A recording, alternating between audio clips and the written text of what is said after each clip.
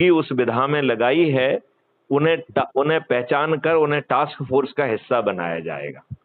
ठीक है सर। और ये जो है किसी एयर कंडीशन कमरे में बैठ के बातें नहीं करेंगे, ये मॉडल्स और टेक्नोलॉजी उनको मिलेगी और जो वो चर्चा करेंगे वो लाइव सभी चैनल्स पे चलेगी। जी सर।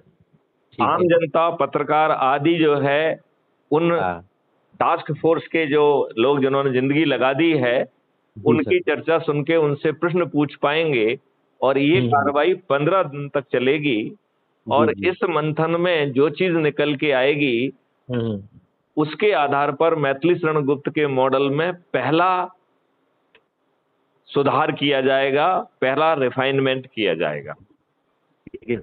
फिर अगले 15 दिन जो है, जो सब्जेक्ट एक्सपर्ट्स हैं या सूडो एक्सपर्ट्स हैं, उनको भी लाइव चर्चा करने का मौका मिलेगा। वो भी किसी बंद कमरे में नहीं, उसकी टेलीकास्ट भी सभी चैनल्स पर होगी और पत्रकार से लेके आम जनता उनसे प्रश्न पूछ पाएगी, सुझाव दे पाएगी और इस मंथन से जो चीज निकल के आएगी उससे मैथिली शरण गुप्त के मॉडल्स में सेकंड डिग्री का रिफाइनमेंट किया जाएगा। Okay sir.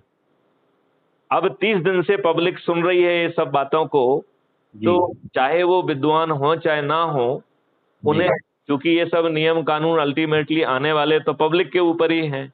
बिल्कुल। तो पब्लिक कम से कम इतनी बात तो समझ ही जाएगी कि उसकी शंकाएं क्या हैं, कुशंकाएं क्या हैं, कंसर्न्स क्या हैं और सुझाव क्या है।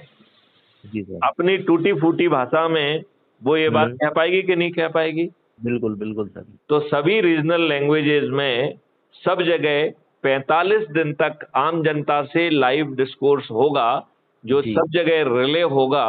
लोग बाग जो पहले नहीं समझ पा रहे हैं वो धीरे धीरे सुन के समझने लग जाएंगे और अपनी बात कह पाएंगे।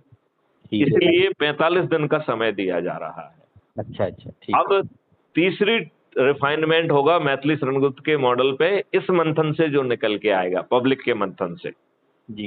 फिर जो प्रधानमंत्री हैं, मुख्यमंत्री हैं, विधायक हैं, सांसद हैं, उनको अब मौका मिलेगा चौथे चरण में। अब तक उन्हें कुछ कहने का मौका नहीं मिला है। ठीक है सर। अब वो जो है पार्लियामेंट के बाहर और विधानसभा के बाहर जो है ये चर्चा करेंगे, वो भी सभी चैनल पे लाइव चलेगी, जिसमें वो अपने सुझाव दे पाएंगे।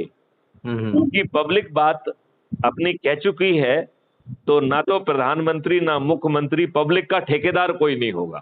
Okay sir. वो अपनी बात कहेंगे कि साहब मेरे ध्यान से ये चीज रह गई है, यदि ये कर देंगे तो और अच्छा हो जाएगा। जी सर।